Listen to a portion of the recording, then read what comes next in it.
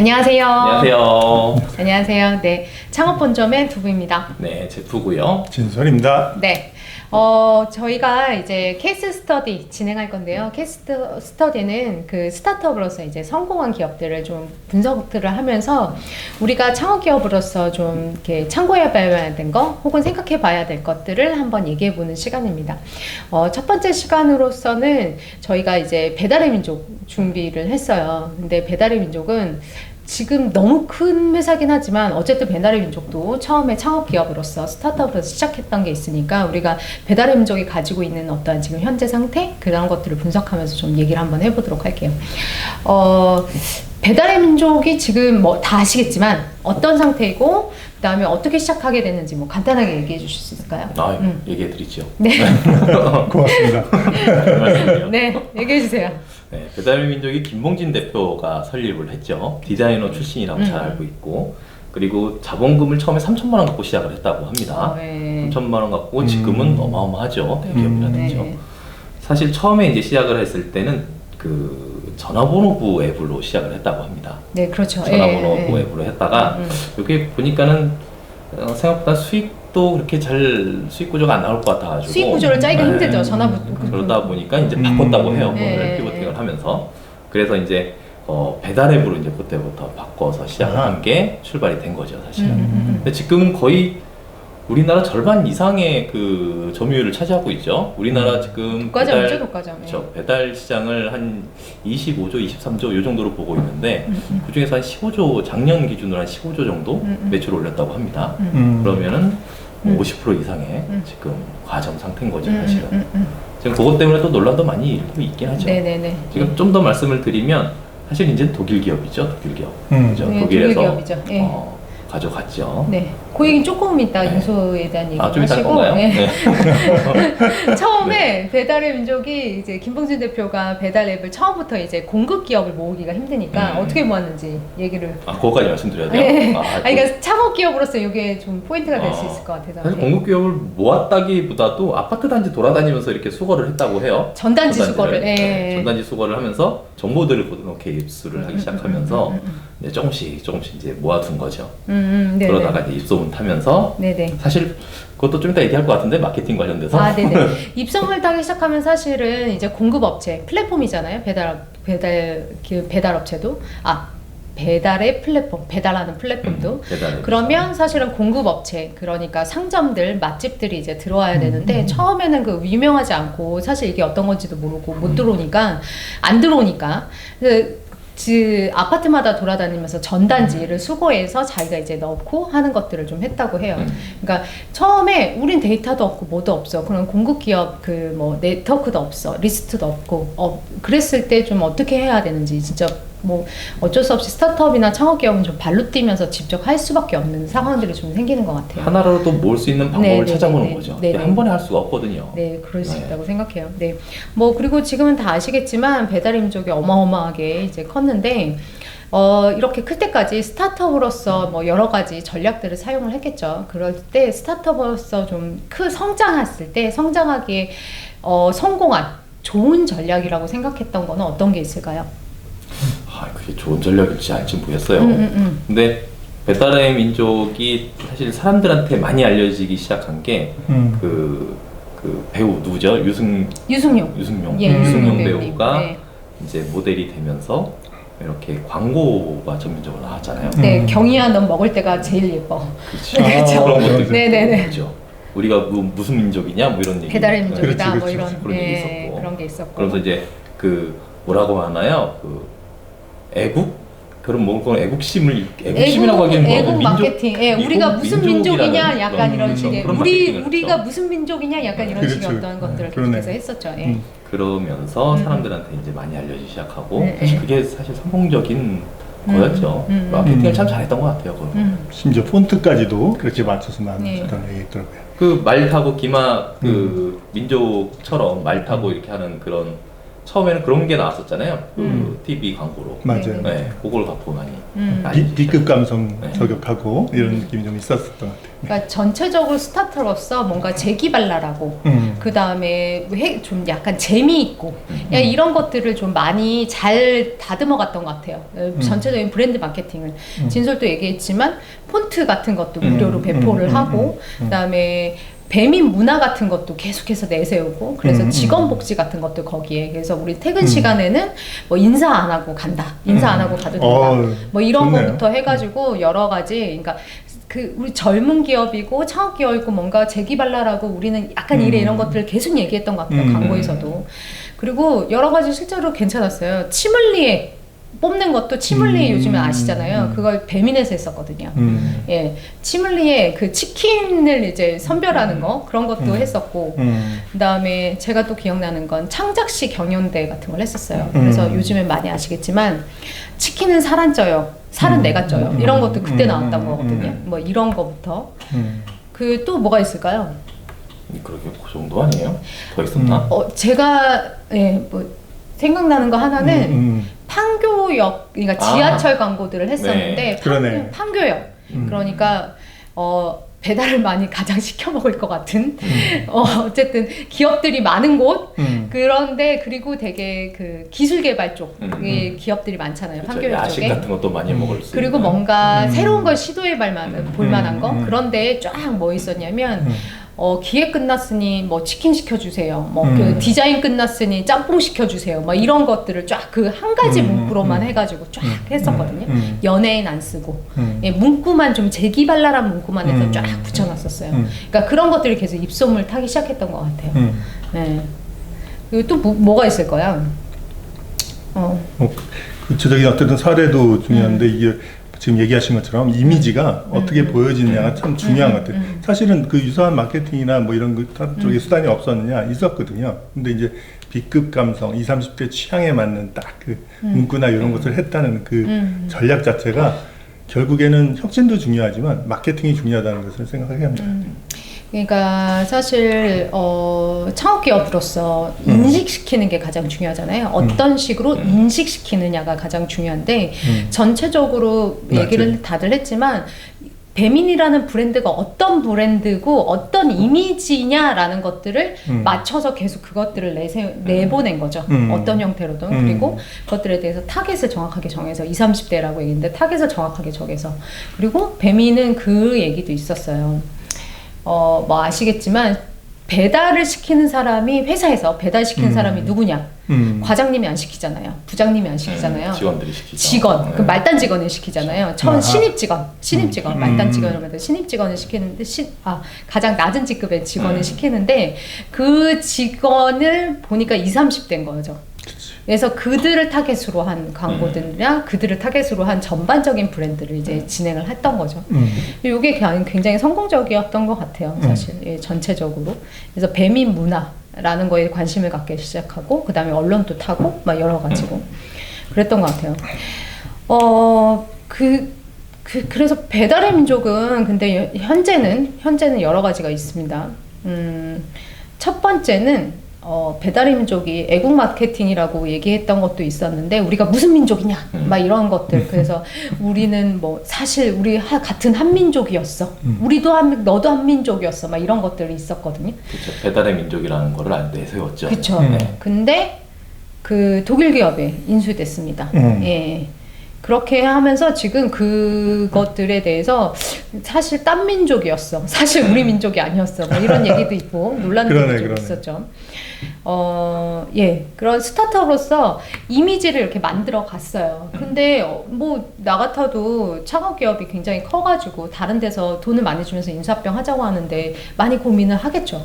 네, 많이 고민을 할 텐데 그 우리 이미지가 있으니까 나는 그 돈 안 받고서 인수합병 안 할래라고 할 수는 없는 거잖아요. 그래서 이런 이미지에 대한 격차 이런 것들에 대해서도 조금 어떻게 스타트업으로서 그 단계가 갔을 때 그것들을 해소할 것인가 그리고 나는 어떤 선택을 할 것인가 라는 생각도 좀 해볼 필요가 있는 것 같아요. 근데 그 인수합병 부분은 논란이 좀 있긴 하죠. 말씀하셨듯이 기존에 이제 마케팅 자체도 그렇고 브랜드를 그 이미지화 시키는 것도 그렇고 이게 우리 그 배달 민족이라는 거를 가지고 애국 마케팅으로 커나간 이제 기업인데 그걸 이제 독일 기업에 했다라는 것 자체가 이제 그 그렇지. 문제로 사람들이 인식을 하게 된 거고.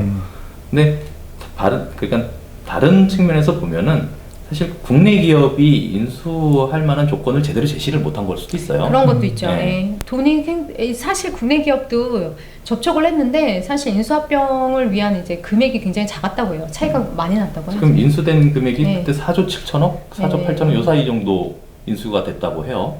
그러면은 사실 금액은 크죠, 그 정도면. 근데 또 하나의 문제는 그때 이제 그 독일 기업이 이미 요기요하고 배달통을 그 운영을 하고 있었거든요. 독과점 문제도 있었던 거예요. 독과점 문제가 있죠. 예. 그 배달의 민족까지 인수를 하게 되면 거의 100% 가까이 99%의 점유율을 보였다고 해요. 그렇게 되면. 그러면 그런 독과점 문제도 있었고. 그러면서 물론 이제 조건으로 내세운 게 요기요를 팔아라. 그런 얘기가 있었죠. 그런데 그게 이제 작년에 결국에는 다른 그 GS 리테일 쪽에 컨소한 기업이 인수를 했죠. 네. 1조 정도 인수를 했다고 그러나요? 네. 그렇게 인수가 되기는 했지만 그래도 아직 독과점 문제가 있고 그리고 이미지가 이제 배달의 민족이라는 애국으로 컸는데 네네네. 외국 기업으로 넘어갔다라는 문제가 있고 그런 거죠. 비하인드 스토리를 듣는 재미가 있네요. 근데 이거를 스타트업으로 좀 생각을 해봐야 될 것 같아요. 그러니까 그런 이미지화해서 브랜드 마케팅을 전반적으로 잘해서 이제 컸는데 사실은 어떤 단계가 됐을 때 우리가 그 브랜드 이미지를 지키지 못할 경우들이 생기거든요. 지금 이런 것처럼. 그랬을 때 어떤 선택을 하면 사실 사람들이 가지고 있는 인식 자체를 어떤 식으로 잘 이제 넘길 수 있을 것인가라는 생각들은 좀 해볼 필요가 있는 것 같아요. 지금부터 사실 그러니까 배달의 민족이 독일 기업으로 넘어가고 그 다음에 독과점 문제가 나고 이러니까 사실 그들이 가지고 있는 뭐 우리 한민족이라는 거, 그 다음에 창업 기업으로서 뭔가 재기발랄하고 뭐 이런 것보다는 독과점이라는 어떤 그 대기업 형태를 따라가는 느낌이 들 수밖에 없는 것. 그 다음에 그런 것들이 있는 거죠. 네. 그리고 수수료 문제가 계속 있습니다. 수수료 문제. 쟁점이죠. 계속 네. 나오죠. 예. 네. 그래서 스타트업은 가격 책정을 어떻게 해야 되는가 이거 참 고민이실 거예요. 뭐 기업들을 만났을 때 항상 고민이시더라고요. 예. 이거랑 그 다음에 배달 비용 문제가 있죠. 예. 배달 비용 문제가 있는데 플랫폼인 경우 협력 업체들이 있습니다. 그 협력 업체들과 가격에 대해서 어떤 식으로 설계를 할 것인가가 되게 머리 아픈 설계입니다. 예. 그렇죠. 이 부분에 대해서는 어떻게 생각하세요? 그거는 쉽지가 않아요, 사실은. 쉽지가 않습니다. 그건 네. 정답은 없는 것 같고, 다만 이제 배달의 민족도 그렇고, 다른 그 배달을 하는 그 앱들도 그렇고, 수수료, 그러니까는 어떤 그 수익 구조 체계를 보면은 그 나오는 게 뻔하잖아요, 사실. 수수료로 받을 거냐, 그리고 광고. 배달비 배달비. 어떻게 받을 거냐, 광고. 그렇죠, 광고냐, 아니면은 그냥 기본 금액을 설정을 해서 똑같이 그냥 갈 거냐, 뭐 그런 거 갖고 이제 조율하면서 조합을 하면서 나가는 건데, 그러게요. 이게 그러니까 독점이고 사실은 이 기업이 그러면은 뻔하거든요. 결국엔 그 수익을 더 높이기 위해서는 그런 거 좀 더 조금씩 높이면서 자기네 수익을 더 많이 가져가려고 할 건데. 사실 적자였어요. 네. 흑자였다가 이제 적자였다 다시 네. 요새는 어떻게 됐나 모르겠네요. 네, 네, 그때도 적자인가? 적자였었죠. 계속. 그런데 아무튼 결국에는 수수는 정해져 있거든요. 수수료가 올라갈 거라고는 다 알고는 있었던 건데 이제 그동안에 그 배달의 민족으로 마케팅해서 큰 회사가 독일로 넘어가서 수수료까지 문제가 발생하니 또 논란이 되는 거죠. 이제 하나씩 보면 그죠? 마치 스토리가 애국으로 시작해서 외국으로 넘어간 듯한 그렇죠. 좀 느낌이 있는데요. 저도 되게 동의하는 부분이 결국에는 저는 오늘의 메시지가 있다면 일관성이 아닌가 싶어요. 처음에 어쨌든 수수료를 가장 먼저 낮추고 소상공인을 위한다라는 그런 느낌이었죠. 방향으로 시작을 했고 다른 데서는 오히려 따라한 쪽이었다고 저는 그렇게 인지를 하고 있는데 나중에는 이제 수수료를 어쨌든 올렸고 그것도 이제 인플루언서들한테 뿌려서 그렇죠. 기회의 불균형이 아닌가라는 얘기가 있었거든요. 그래서 맞아요. 일관성이 좀 없어지는 듯한 부분은 사정은 있었다 그래도 그것도 이제 독일 기업에 넘어갔다는 것도 배달의 민족이 넘어갔으니까 그렇게 할 수는 있지만 그런 이미지나 이런 부분을 고려했느냐라고 생각하면 충분히 고려했을까. 그러니까 마케팅 전략가인데 장기적인 전략이 잘 고려되었다는가라는 측면을 한번 봐야 될 필요 있지 않을까 싶습니다. 이게 계속 저희도 무슨 얘기를 딱 할 수 없어요. 예, 할 수 없는데 사실은 스타트업으로서 처음에 창업 기업으로서 가격 책정을 할 때 사실은 공급 기업이라던가 다른 업체들을 협력 업체들을 끌어들이기 위해서는 가격을 낮추는 거거든요. 그래서 가격을 낮추고 그 다음에 수수료 문제라던가 뭐 이런 부분들에 대해서 웬만큼을 감수하면서 이제 끌어보여야 되거든요, 사람들을. 근데 사람들 끌어모으고 나면 그 다음에 이제 거기에다가 이제 금액들을 차지하는 건데 이게 양면이 있죠. 그렇죠. 그렇지 않을 수도 없고. 그렇지 않으면 기업은 살아남을 수가 없는데 그렇게 해버리는 순간 그 소비자로서는 배신감이 느껴지죠. 그렇죠. 네, 뭔가 안 그랬던 기업이 왜 이래? 막 이런 느낌들이 드는 거죠. 그래서 이거는 참 어려운 문제긴 합니다. 그런데 이것들을 어떤 식으로 잘 설계를 해나가고 그다음에 실제로 그랬을 때 우리는 가격을 매길 수밖에 없지만 그럼에도 불구하고 상생할 거야라는 이미지를 어떻게 보여줄 것인가 라는 생각들을 좀 할 필요가 있죠. 그렇죠. 그게 이제 독점이라는 것 때문에 사실 더 문제가 돼요. 그것 네. 때문이죠. 예. 사실 경쟁이 있어야지 이게 수수료도 어떻게 좀 낮아지면서 소비자들한테 좀 더 많은 가치를 줄 수가 있는 건데 독점이면은 더군다나 이제 필요한 서비스다, 물품이다 그러면 독점일 경우에는 그러니까 기업의 힘이 강해지거든요. 그러면 자기 마음대로 할 수 있는 거죠, 그때보다는. 그렇죠. 네. 예. 물론 가격 탄력성이라는 게 있기 때문에 수요가 줄 수는 있겠지만 독점이라는 것 자체가 굉장한 힘이죠. 네. 변심했느냐 이런 생각도 할 수 있고. 요거에 대한 얘기는 다른 업체들 좀 사례를 들어서 다른 업체 사례에 좀 얘기할 게 있을 것 같아요. 그래서 더 얘기를 하고요. 그래서 이제 과점의 형태에서 이제 계속 그런 뭐 어떤 상생하고 있냐 혹은 독점이 있냐 막 이런 것 때문에 계속 얘기가 나왔습니다. 정치권에서도. 그래서 지자체마다 공공 배달 앱을 만들고 있어요. 대항마로. 어떻게 생각하세요? 공공 배달 앱 성공할까요? 어떻게 생각하세요? 그러게요. 저는 그게 막 지자체마다 공공 배달 앱을 되게 많이 만들었어요. 제가 굉장히 많은 하여간 지자체에서 제가 개수는 잘 모르겠는데 많이 만들었어요? 네. 네. 근데 그게 거의 절반 이상 60% 이상인가가 이렇게 그 서비스를 64% 폐지라고 폐지를 했다고 네. 하더라고요. 네. 그게 이제 이유를 좀 보면은 이게 공공에서 만들다 보니까 기본적으로 용역을 발주를 해서 이렇게 만들거든요. 만들고 나서 이제 용역 발주하고 끝나는 거죠, 사실. 더 이상 관리가 제대로 안 되는 거예요.